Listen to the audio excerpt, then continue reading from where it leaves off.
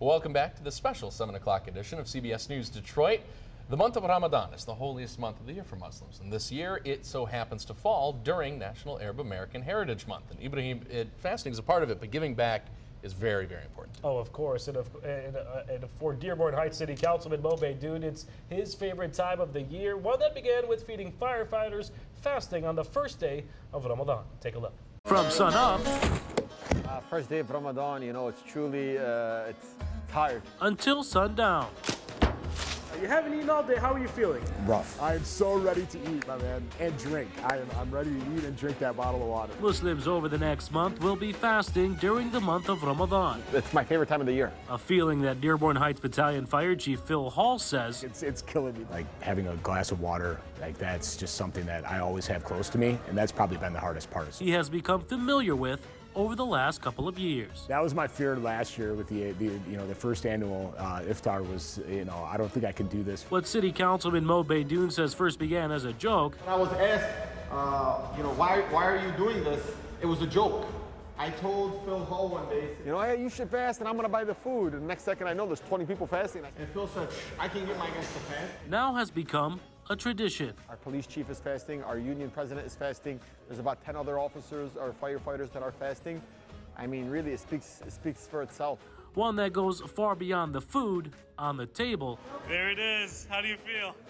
but ends with the lessons Ramadan is very, very important. It's very special. It's time about even when you don't have it and you're giving it, that's when it means the most. that can be learned from it. It's all about the community coming together and just having a space where we can all just sit, regardless of any kind of, race, religion, culture, whatnot, and just have time to have a meal with each other. And there's huge power in that.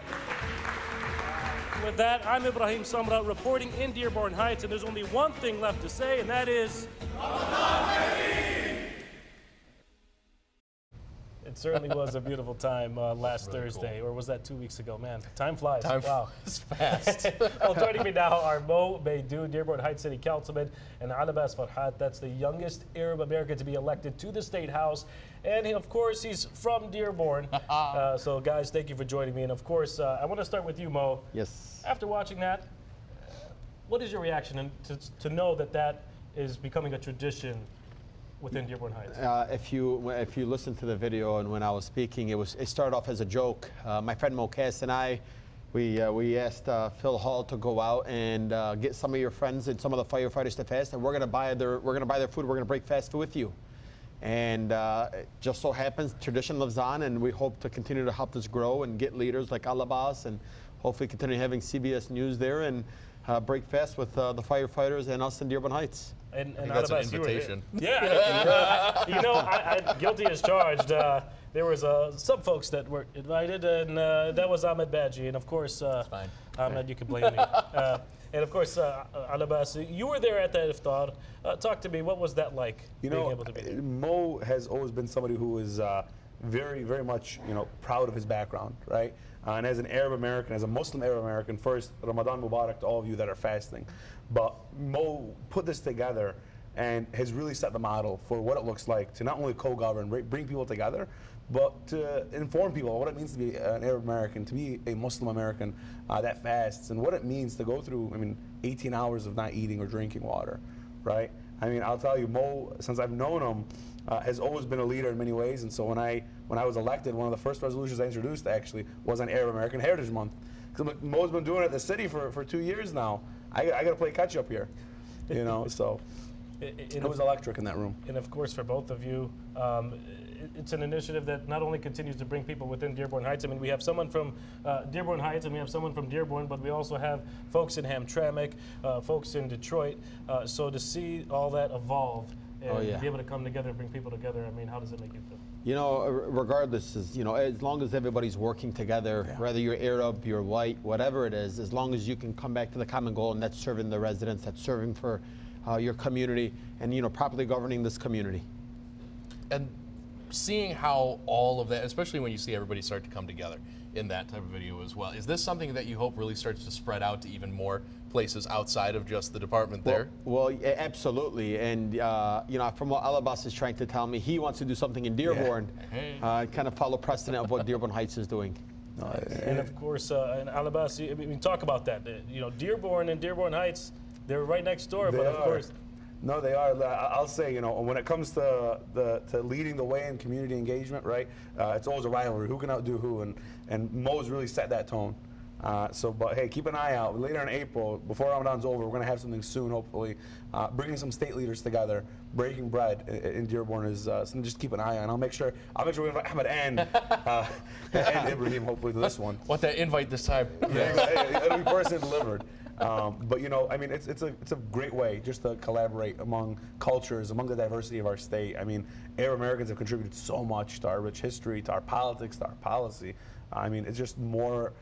The more way we can talk to each other, the more way neighbor to neighbor can talk, the better it is in the community. And you know what? I wish Phil Hall, the battalion chief for Dearborn Heights Fire Department, was here, because when I interviewed him and I started talking to him about how's it been going, and he's like, I think I could do without the food, but the coffee and the water for hours. I mean, I think it's commendable that as firefighters, now most of them, they're working all day long, and so to be able to do that, I mean, did you ever think that when you propose this that he would say, yeah, sure, and by the way, we're going to have 10 more people do it as well? So initially, how it started, as I said, it was a joke, but Phil said anybody that's working that day is required, as long as they're healthy, to be able to go ahead and fast. And everybody jumped up. I mean, the firefighters in Dearborn Heights do more than just fasting for this community. Oh, yeah. And when they fasted, they looked at us and they said, now I understand. Like, now I get it. And we appreciate food now. We appreciate breaking bread together, and really, it's more than just not eating and drinking, like I stated before. And so the firefighters, when they see us, and all they look at me and say, I can't believe we fasted. We're looking forward for next year. It's really excited. It truly is. It's exciting, and to see that Phil and his guys, came back and they fasted with Muslims in the community to really show that, hey, we understand, we know what's going on. We appreciate those guys and gals who fasted last year and this year. So obviously, all of us understand what goes along with that, obviously, day to day. And you mentioned that they learned then through the process what it's like to go through that. Is there a way for people that don't know, that may be watching now, to learn and then to understand? Is there a way that you'd be able to have them reach out to be able to ask questions?